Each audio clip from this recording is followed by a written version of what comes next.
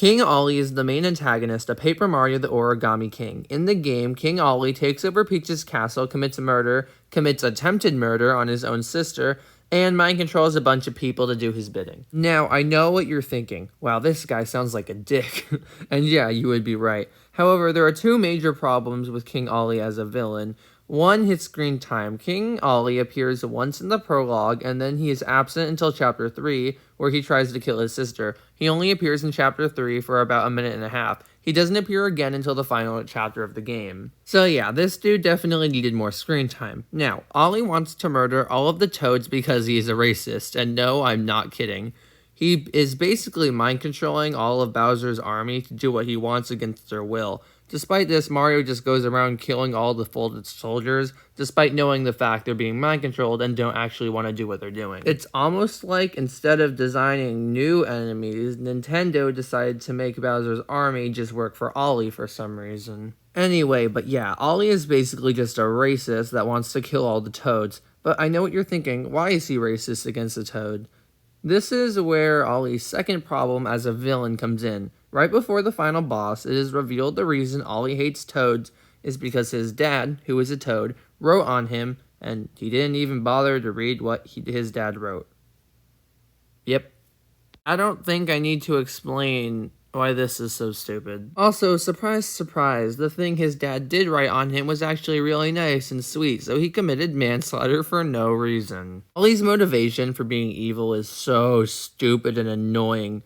If Ollie had been, abused by his dad, that would have worked way better because it would have been, a real motivation for his racism. And don't give me this is a Mario Kids game BS. This is a game primarily made for kids, whatever, but even so, his motivation is still stupid. Yes, this is a kids game, so maybe they couldn't have gotten away with the abusive dad thing, but there had to have been a better alternative than having his dad write on him and that be his motivation for being racist.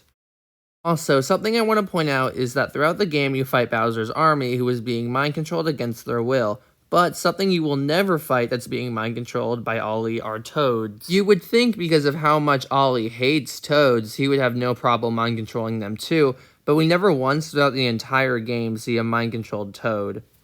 Almost like Mario killing all of Bowser's army is okay, even though they're mind-controlled, but doing that to a Toad that is mind-controlled wouldn't be okay. So Nintendo just made it so that there wouldn't be any folded Toads. Only exception to this rule you see in the game is that Princess Peach is mind-controlled by Ollie, but she never actually does anything.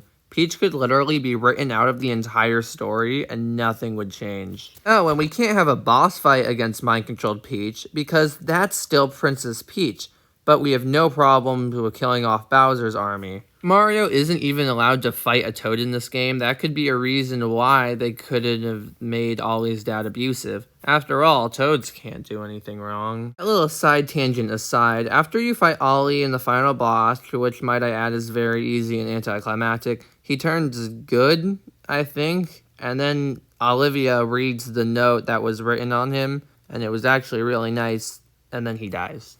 I feel like the game is trying to make me feel sympathy for Ollie, but I don't feel anything. We literally saw him murder 2 people at the beginning of the chapter. Anyway, so Olivia commits suicide even though she didn't have to, and it was very easily avoidable. Millions of innocent people are dead, but no one cares, and Mario saves the person that is kidnapped on a daily basis.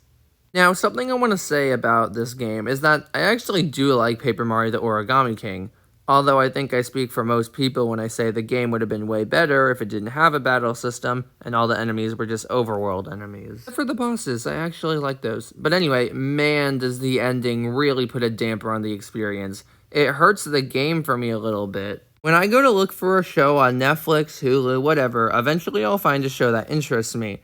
If the show ended, I will always look to see if the show had a good series finale, or if it even had one at all. If the show doesn't have a good series finale, or the series finale wasn't supposed to be the series finale, it just ends on any other episode, then I don't watch the show. Now, you're probably wondering why I do this.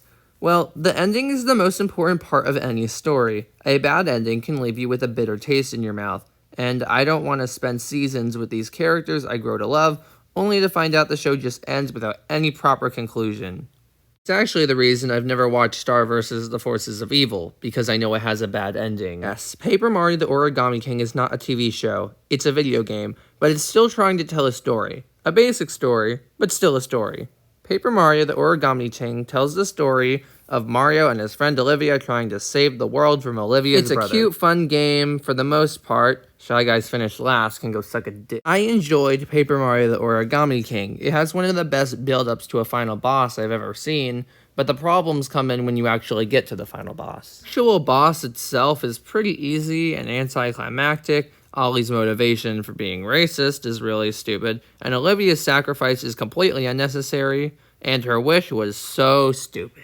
She wishes that all of the origami her brother did would become undone, which includes her, and the only thing we see actually come undone is the castle and Princess Peach, so I guess we're just supposed to assume all the Bowser soldiers are just dead. It's weird because other Paper Mario games didn't really have this problem with the ending.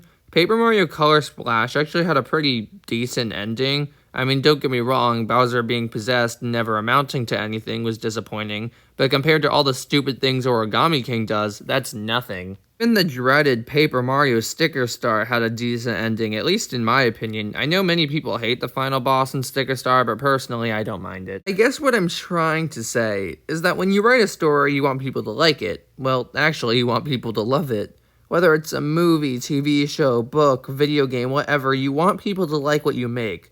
People can pour their hearts and souls into stories, the stories they want to tell. So if you want to tell a story, make sure it has a good ending, because you don't want to leave people with that bitter taste in their mouth, like Paper Mario, the Origami King, did to me.